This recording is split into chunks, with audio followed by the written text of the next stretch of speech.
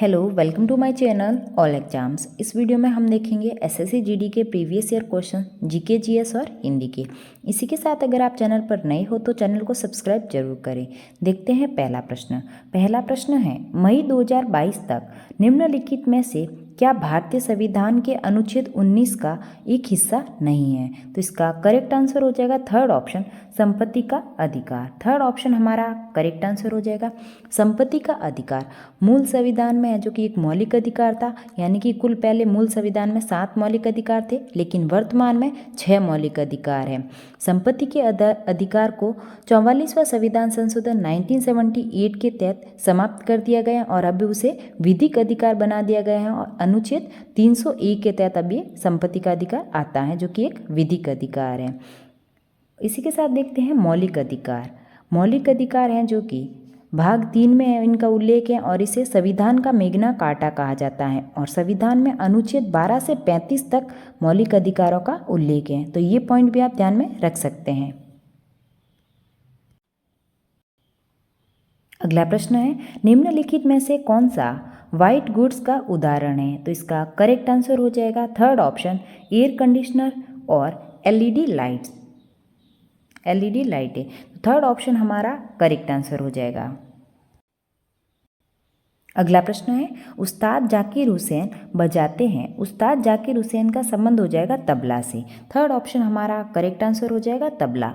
जाकिर हुसैन जिन्हें 2024 में ग्रैमी पुरस्कार से सम्मानित किया गया था। इसी के साथ देखते हैं अन्य तबला वादक कौन कौन है। किशन महाराज, पंडित जसराज, पंडित ज्ञान प्रकाश घोष और अल्लाह रखा खान, इन सब का संबंध भी हो जाएगा तबला से। इसी के साथ देखते हैं सितार वादक कौन कौन है। सितार वादक में आप ध्यान में रख सकते हैं पंडित रविशंकर, जिन्हें भारत रत्न से सम्मानित किया गया था 1999 में, और पद्म विभूषण से सम्मानित किया गया था पंडित रविशंकर को 1981 में। इसी के साथ उमा शंकर मिश्रा और साहिद परवेश, निखिल बनर्जी, विलायत खान, बुधादित्य मुखर्जी, इन सब का संबंध हो जाएगा सितार से। इसी के साथ देखते हैं प्रमुख संतूर वादक कौन कौन है। संतूर वादक में आप ध्यान में रख सकते हैं शिव कुमार शर्मा, जिन्हें पद्म विभूषण से सम्मानित किया गया था 2001 में। शिव कुमार शर्मा और भजन सोपारी, इन दोनों का संबंध हो जाएगा संतूर से। साथ ही साथ वीडियो को लाइक जरूर करें। देखते हैं अगला प्रश्न। भारत के तत्कालीन वायसराय 1876 से 80 में शासित लॉर्ड लिटन द्वारा प्रस्तावित इस अधिनियम का उद्देश्य स्थानीय प्रेस को ब्रिटिश नीतियों की आलोचना व्यक्त करने से रोकना था। विशेष रूप से उस विरोध को दूसरे 1878 से 80 की शुरुआत के साथ बढ़ गया था। तब क्या? आंग्ल अफगान युद्ध। तो फर्स्ट ऑप्शन हमारा करेक्ट आंसर हो जाएगा आंग्ल अफगान युद्ध। 1878 से 80 की शुरुआत में ये बढ़ गया था। तो फर्स्ट ऑप्शन हमारा करेक्ट आंसर हो जाएगा। अगला प्रश्न है, निम्नलिखित में से कौन कुडियाट्टम के पुनर्जागरण के दिग्गजों में से एक था? तो इसका करेक्ट आंसर हो जाएगा second option, Ammannur Madhava Chakyar. Second option इसका करेक्ट आंसर हो जाएगा। अगला प्रश्न है, दिए गए कथन को पूरा कीजिए। अशोक के शिलालेख थे। पहला ऑप्शन है प्राकृत में थे और देवनागरी लिपि में लिखे गए थे। सेकेंड ऑप्शन है अशोक के शिलालेख प्राकृत में थे और ब्राह्मी लिपि में लिखे गए थे। तो सेकेंड ऑप्शन हमारा करेक्ट आंसर हो जाएगा। अशोक के अधिकांश शिलालेख हैं जो कि प्राकृत में लिखे गए थे और प्राकृत में थे और ब्राह्मी लिपि में लिखे गए थे। तो सेकेंड ऑप्शन हमारा करेक्ट आंसर हो जाएगा। अगला प्रश्न है, त्रिपुरा के निम्नलिखित में से किस दिवंगत दिग्गज आदिवासी नेता को 2023 में मरणोपरांत पद्मश्री से सम्मानित किया गया था? तो इसका करेक्ट आंसर हो जाएगा थर्ड ऑप्शन, नरेंद्र चंद्र देव वर्मा। थर्ड ऑप्शन हमारा करेक्ट आंसर हो जाएगा। अगला प्रश्न देखते हैं, दीपिका पल्लिकल कार्तिक निम्नलिखित में से कौन सा खेल खेलती है? दीपिका पल्लिकल कार्तिक का संबंध हो जाएगा स्क्वैश से। सेकेंड ऑप्शन हमारा करेक्ट आंसर हो जाएगा स्क्वैश। अगला प्रश्न है, निम्नलिखित विकल्पों में से कौन सा बेरोजगारी का कारण है? अच्छी शिक्षा व्यवस्था, तीव्र आर्थिक विकास, धीमी जनसंख्या वृद्धि, किसी विशेष क्षेत्र में बड़े पैमाने पर प्रवासन। तो इसका करेक्ट आंसर हो जाएगा फोर्थ ऑप्शन। अगला प्रश्न है, भारतीय संविधान के अनुच्छेद 126 में का उल्लेख है सुप्रीम कोर्ट का स्थान, भारत के कार्यकारी मुख्य न्यायाधीश की नियुक्ति। तो हमारा सेकेंड ऑप्शन करेक्ट आंसर हो जाएगा। अनुच्छेद 126 में भारत के कार्यकारी मुख्य न्यायाधीश की नियुक्ति का उल्लेख है। तो सेकेंड ऑप्शन इसका करेक्ट आंसर हो जाएगा। अगला प्रश्न है, विश्व चैंपियनशिप या ओलंपिक खेलों में भाग लेने के लिए पहलवान की आयु कम से कम कितने वर्ष होनी चाहिए और उसे राष्ट्रीय महासंघ द्वारा प्रोत्साहित किया जाना चाहिए। तो इसका करेक्ट आंसर हो जाएगा 17 वर्ष, कम से कम 17 वर्ष की आयु। सेकेंड ऑप्शन हमारा करेक्ट आंसर हो जाएगा। अगला प्रश्न है, फीफा अंडर 17 महिला विश्व कप 2022 की मेजबानी किस देश ने की थी। फीफा अंडर 17 महिला विश्व कप 2022 की मेजबानी की थी भारत ने। तो फोर्थ ऑप्शन हमारा करेक्ट आंसर हो जाएगा भारत। अगला प्रश्न देखते हैं, निम्नलिखित में से किस वर्ष नाबार्ड ने मायराडा को एक्शन रिसर्च प्रोजेक्ट के लिए मंजूरी दी थी। तो इसका करेक्ट आंसर हो जाएगा 1987। सेकेंड ऑप्शन हमारा करेक्ट आंसर हो जाएगा 1987। इसी के साथ देखते हैं नाबार्ड की स्थापना कब हुई थी। 12 जुलाई 1982 को। अगला प्रश्न देखते हैं, भारत की 2011 की जनगणना के अनुसार अखिल भारतीय स्तर पर वयस्क 15+ वर्ष आयु की साक्षरता दर है। तो इसका करेक्ट आंसर हो जाएगा 69.3%। फोर्थ ऑप्शन हमारा करेक्ट आंसर हो जाएगा। अगला प्रश्न देखते हैं, हिमाचल प्रदेश में निम्नलिखित में से कौन सा एक पुष्प उत्सव है। हिमाचल प्रदेश का पुष्प उत्सव हो जाएगा फुलाइच उत्सव। फोर्थ ऑप्शन करेक्ट हो जाएगा। अगला प्रश्न है, अगस्त 2023 में ग्रीस के राष्ट्रपति द्वारा Grand Cross of the Order of Honour से निम्नलिखित में से किसे सम्मानित किया गया था। तो इसका करेक्ट आंसर हो जाएगा थर्ड ऑप्शन नरेंद्र मोदी को। अगला प्रश्न है, भारत में हरित क्रांति के दौरान शुरू किए गए गहन कृषि जिला कार्यक्रम का प्राथमिक उद्देश्य क्या था। तो इसका करेक्ट आंसर हो जाएगा फोर्थ ऑप्शन विशिष्ट जिलों में कृषि उत्पादकता को बढ़ाना। फोर्थ ऑप्शन हमारा करेक्ट आंसर हो जाएगा। विश्व में हरित क्रांति 1960 के दशक में शुरू हुई थी और हरित क्रांति के विश्व में जनक माना जाता है नॉर्मन बोरलॉग को। इसी के साथ देखते हैं भारत में हरित क्रांति। भारत में हरित क्रांति 1965 के अंदर शुरू हुई थी और भारत में हरित क्रांति के जनक हैं MS स्वामीनाथन। तो ये पॉइंट भी आप ध्यान में रख सकते हैं। अगला प्रश्न है, निम्नलिखित में से कौन सा तापमान का SI मात्रक है। तापमान का SI मात्रक हो जाएगा केल्विन। थर्ड ऑप्शन हमारा करेक्ट हो जाएगा केल्विन। अगला प्रश्न है, अरुणोदय 2.0 निम्नलिखित में से किस राज्य द्वारा लॉन्च किया गया है। तो इसका करेक्ट आंसर हो जाएगा फर्स्ट ऑप्शन असम के द्वारा। अगला प्रश्न है, निम्नलिखित में से किसे अक्सर आधुनिक भरतनाट्यम की जननी कहा जाता है। आधुनिक भरतनाट्यम की जननी कहा जाता है रुक्मणी देवी अरुंडेल को। फर्स्ट ऑप्शन हमारा करेक्ट आंसर हो जाएगा रुक्मणी देवी अरुंडेल। भरतनाट्यम भरत मुनि के नाट्यशास्त्र से जन्मी इस नृत्य शैली का विकास तमिलनाडु व उसके आसपास क्षेत्रों में हुआ था और भरतनाट्यम है जो कि सबसे प्राचीन नृत्य भी माना जाता है। भरतनाट्यम को दासीअट्टम और अग्नि नृत्य भी कहा जाता है और भरतनाट्यम नृत्य को पुनर्जीवित करने का श्रेय ई कृष्ण अय्यर और रुक्मणी देवी अरुंडेल को दिया जाता है। इसी के साथ देखते हैं भरतनाट्यम के अन्य प्रमुख नर्तक कौन कौन हैं।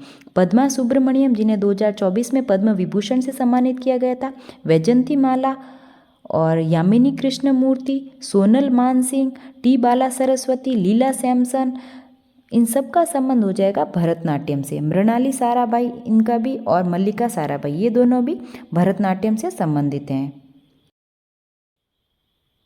अब देखते हैं हिंदी के प्रश्न। निम्नलिखित प्रश्न में दिए गए 4 विकल्पों में से उस विकल्प का चयन करें जो दिए गए मुहावरे के अर्थ को सर्वश्रेष्ठ रूप से व्यक्त करता है।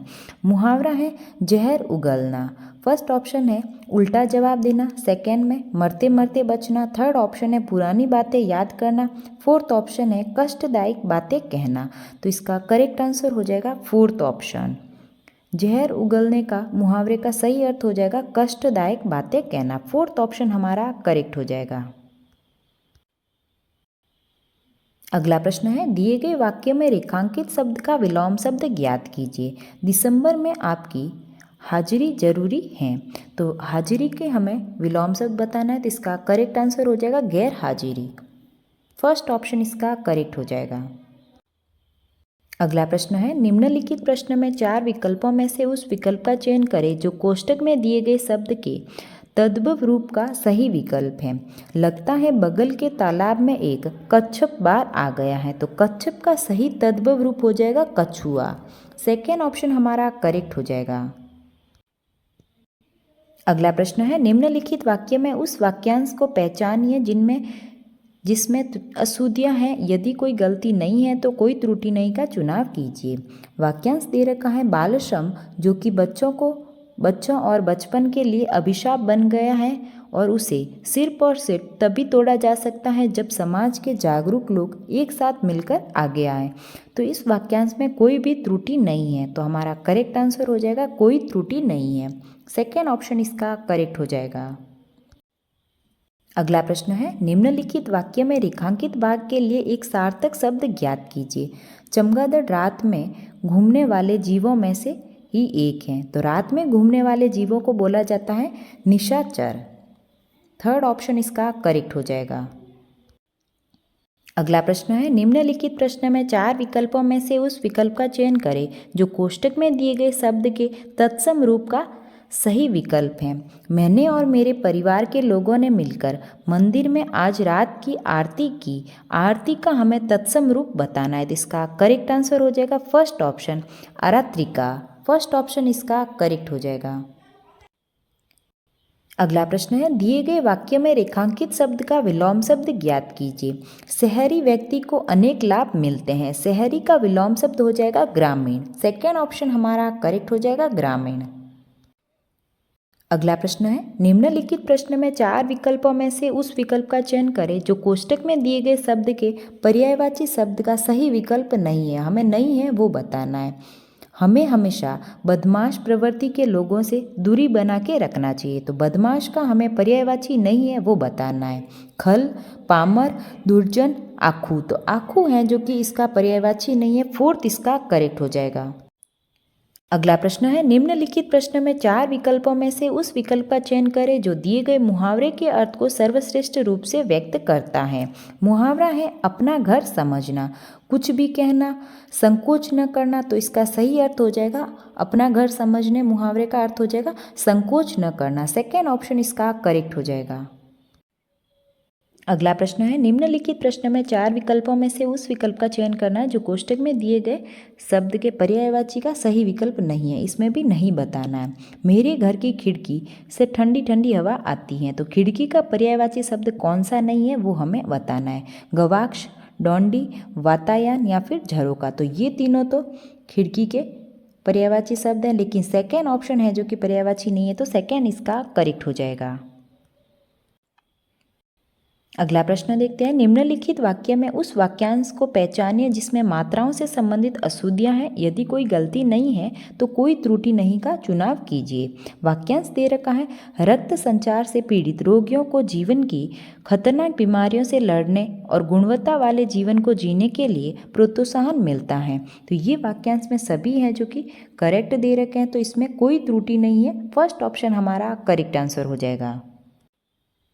अगला प्रश्न है, निम्नलिखित वाक्य में रेखांकित भाग के लिए एक सार्थक शब्द ज्ञात कीजिए।